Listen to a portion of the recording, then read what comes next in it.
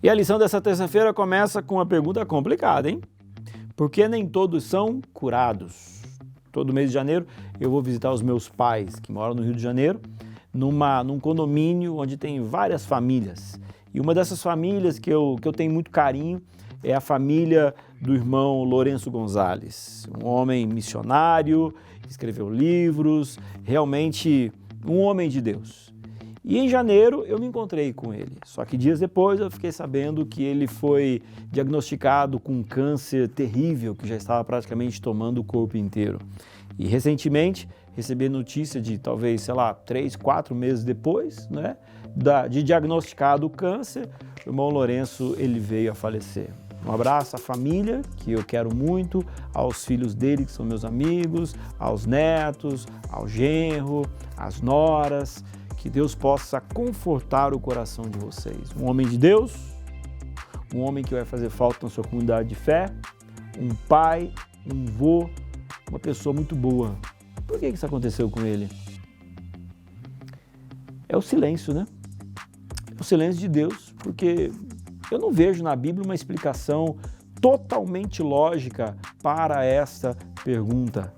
Agora, o fato é o seguinte, quando a gente olha para a Bíblia, alguns doentes são curados. E agora, quando a gente olha no nosso dia a dia, nem todos são curados. Eu tenho uma tese, e a minha tese é o seguinte, de que Jesus curou doentes no passado para provar de que ele tem poder para curar os doentes. E também para antecipar aquilo que será o céu, um lugar sem doenças. Agora é o seguinte, aqueles doentes que Jesus curou na época dele, o tempo passou e eles morreram.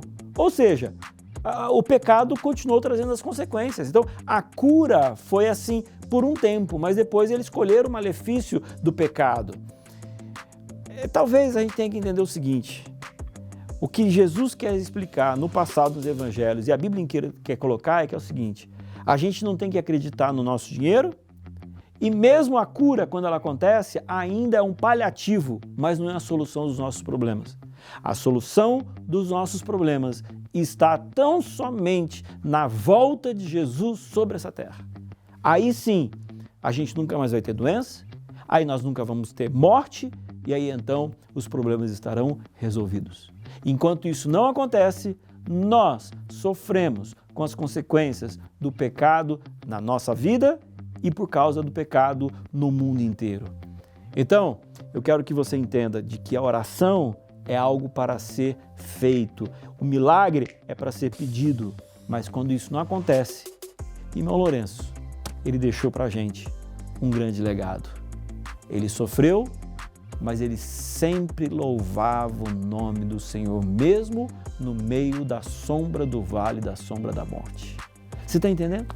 Então, eu acho que esse é o grande ensinamento. Seja na doença, seja na cura, seja na vida, ou seja na morte, é ter a certeza de que Deus comanda a nossa existência.